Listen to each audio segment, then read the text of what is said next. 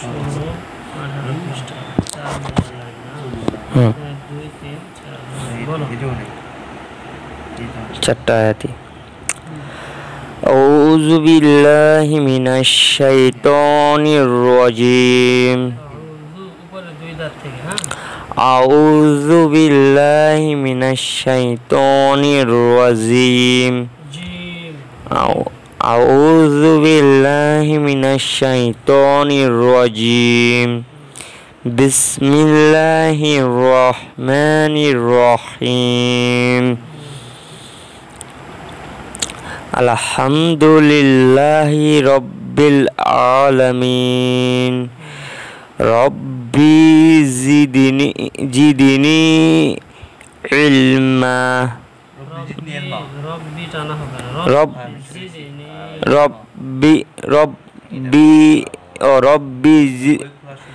রব্বি জিদনি নিচের দুই দাঁত থেকে উঠে গেল অটো চলে গেছে বানান করে পড়বে বানান করে হ্যাঁ এটা কিসের দোয়া হুজুর এটা ইলম বাড়া বৃদ্ধি জ্ঞান বৃদ্ধি রব্বি জিদনি ইলমা রব্বি ইশরাহ লি সাদরি আমরি ওয়াহলুল উকদাতাম মিন লিসানি ইয়াফকাহু কাওলি ওয়া বিকা নাস্তাইনি ইয়া মুস্তাকিম এটা নেই বলো রব্বি জিদনি রব্বি জিদনি ইলমা ইলমা এখানে টানলাম কেন ইলমান আছে না ও এখানে যদি থামা হয় তাহলে এক আলিফ অথবা দুই আলিফ টান হবে হ্যাঁ আর জবর আছে নুন লাগাবো না নাকি জবর থাকলে কোন জায়গায় এই যে মা মা তুমি শিখতেছো এখন দুটাই শিখে যাবো হ্যাঁ ইলমান বলতে পারো ইলমা থামলে টানতে পারো হ্যাঁ আনহু মালহু আনহু মালহু মা মিমের সাথে আলিফ আছে এই জন্য টান হবে মালহু মালহুন মালহু শেষে নুন আছে ও আলিফ আছে মালহু আন আমতা মিন হাবলিল ওয়ারিদ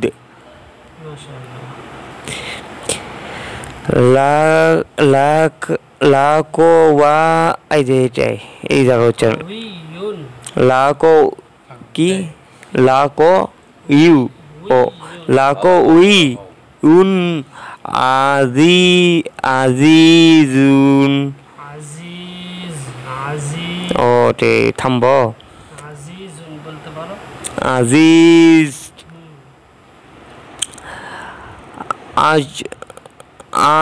আজদু এখানে কি উচ্চারণ আজরুন এখানে ও রুন দিনটা নয় হিসাব উচ্চারণ করব আজরুন গয়রু মামনুন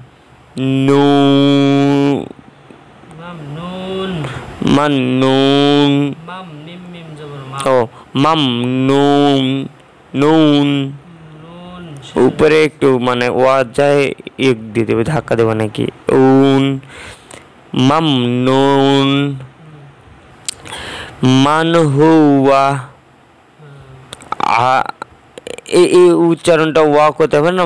শুধু হু বলতে পারো যখন থামবে মানে থামলে আমি দুটো উচ্চারণ নিতে পারি সাকিন নিতে পারবো সাকিন অর্থাৎ জজম নুনের উপরে যে মান এই সাকিনটা শেষে দিতে পারবে যদি থামো আলিমুন আলিমুন আলিমুন আলিমুন আলিমুন লামের সঙ্গে ইয়াজা আছে টানতে হবে ও আলিমুন হাকিম লাতিফুন লাতিফুন লাতিমুন লাতিফুন খ খবির চলেন হয়েছে হুজুর শুধু 1 2 3 4 5 হ্যাঁ দেন বানান করে তুমি পড়ে নিও আচ্ছা একদিন আনফুসুকুম ফাআযরতুকুম খায়রান কাসীরা খায়রান তুমি বলবে প্রশ্ন করবে যে এখানে কেন গুণনা করলাম ঠিক আছে এই যে তানবিন রর উপরে 2 জবর আছে ঠিক আছে বাম দিকে দেখো কাফ আছে এই 2 জবরের বামে যদি কাফ থাকে খেয়াল রাখবে হ্যাঁ এরকম 15টা হরফ আছে তা সা জিম দাল দাল জা সিন শিন সদ দ ত জ ফা কফ কাফ এই হরফগুলি কোথায় পাবে এই যে আমি সফটওয়্যারটা লিখে দিই তো দেখো এই দ্বিতীয় নুরানি পদ্ধতি এখানে আছে এই জায়গাটাতে নুরানি পদ্ধতি তুমি যদি মুখস্থ করতে যাও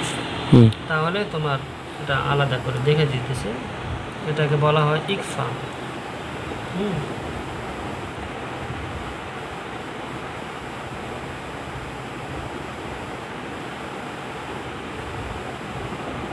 দেখে দিতেছি শুধু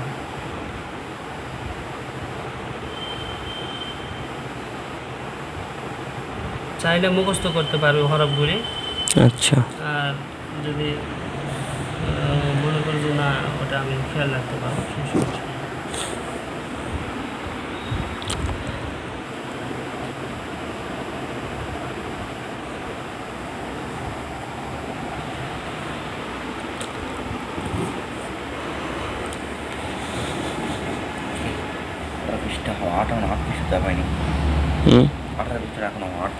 এই যে দেখো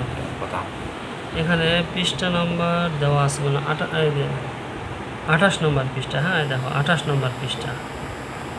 28 নম্বর পৃষ্ঠা উপরে দেখো এই যে দেখো 28 নম্বর পৃষ্ঠা 1 2 3 28 নম্বর না অষ্টম অধ্যায় হুজুর অর্থাৎ 27 নম্বর পৃষ্ঠা আবার নিচে দেওয়া আছে পৃষ্ঠার নামই তো লেখা নেই এখানে অষ্টম অধ্যায় এই তো 36 ফিটে চলে গেছে কোনটা দেখো পাচ্ছেন পৃষ্ঠা অধ্যায় দেওয়া আছে হ্যাঁ এই যে এটা দেখো এটা আছে এই যে এখানে হ্যাঁ অষ্টম অধ্যায় এটা উপরে দেওয়া যায় অষ্টম অধ্যায় লেখা আছে নাকি হয় এটা অষ্টম অধ্যায় অষ্টম অধ্যায় নিচ থেকে দেখো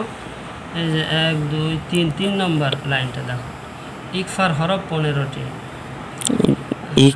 ইকফার হরফ 15টি এর শুরুতে দেখো তা সা জিম তা সা জিম দাল দাল জা সিন শিন সদ দ ত দ